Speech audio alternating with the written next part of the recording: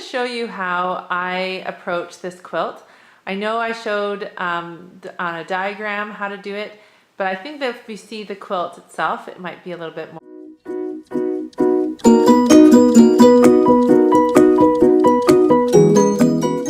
more helpful.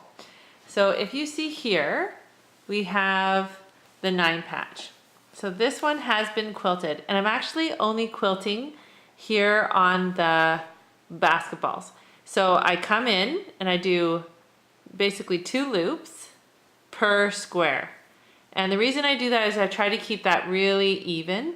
And then, so I've already come up from the top left, and then I'm making my way down, and then I'm going to work diagonally across the quilt.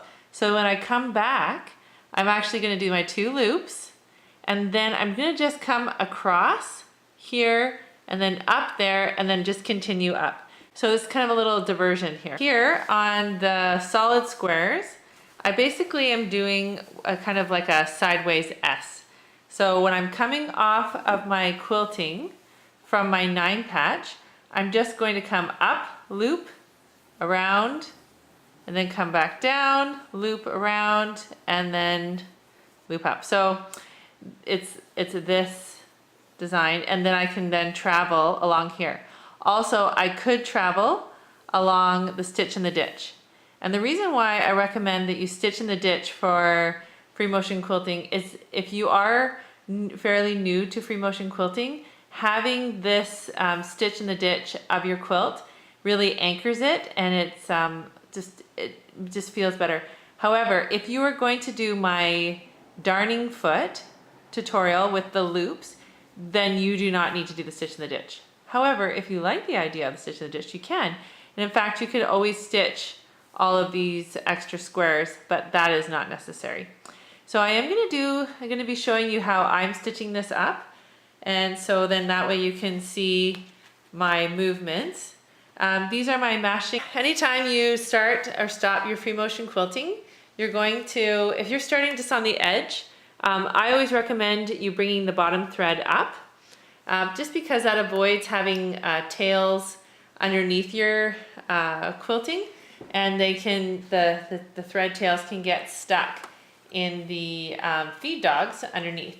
So what I recommend is I bring my presser foot down, I hold my one thread in my hand, and I roll the wheel forward, and then I bring it off, and then I just kind of tease this bottom thread up. And then once it's up, if it's having a hard time coming up, I just tease my wheel a little bit. There you go. And it just comes right up, no problem. So a lot of times before I do my quilting, I'm going to just practice with my hand where I'm going to go. So I think, okay, I'm going to go up and around, and I'm going to keep going until I get to this corner, and then I'm going to do my quilting on this block, and then after I quilt that block, I'm going to end up over here. So I'm going to go across and around, and I'm going to come back over this way, and then I'm going to be able to do my loop. This is already going to be quilted, remember, so I'm going to just come across and then up, and then finish looping, and then I'll finish off in this corner. So I hope you can see my quilting and learn from that.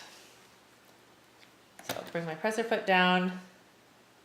And oh, the other thing is when you start and stop a stitch, just do a few, secure a few stitches in place.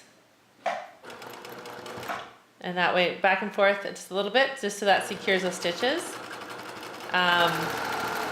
This is not as big of a deal just because this is going to be in the binding, but it's a really good practice to stop and start that same way. Okay, and then we just do another 1 loop, 2 loops, and then I'm going to stop in this corner. And the reason I do that, and I always have my needle down position, is because I need to shift my hands. And so I stop in that corner, and now I'm going to do my loop, and my other loop, and there we go.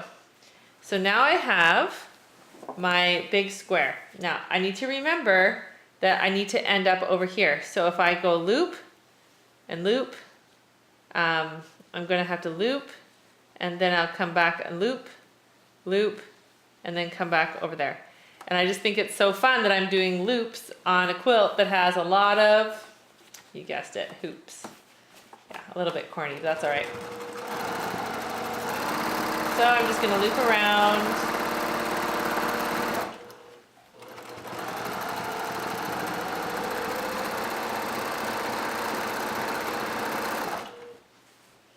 If I want, I can actually come down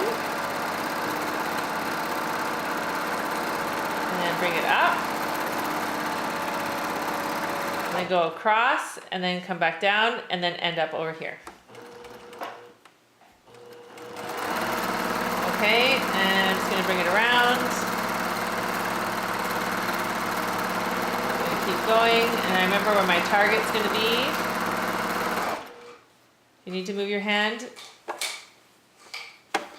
So now I've almost got to my corner, and now I'm ready to finish up the loops along this basketball.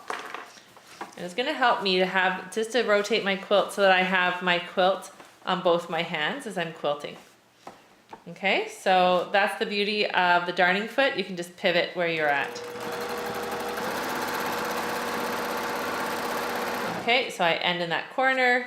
I shift my hands and I straighten out my quilt. Now I can come up this way and over, or I can go over and up.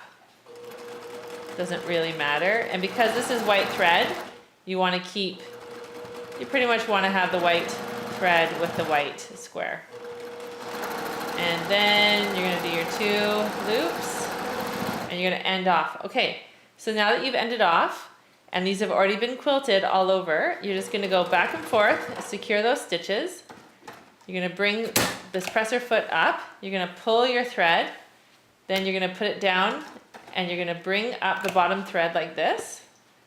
Sometimes it just needs a little, yeah, see, there you go. And then you have this tail. Now, you have the choice. You can clip it there, and because it's been secured, it should be fine. Some people bury their threads, and so they would cut them here, they would needle, they'd put those threads in a needle, and then they would sew their threads into their quilting. So that's totally up to you. All right, can't wait to see your quilts, and remember to tag me at Stitched Quilting Co. and use the hashtag CharityQAL, quilt along. Thanks so much, happy quilting.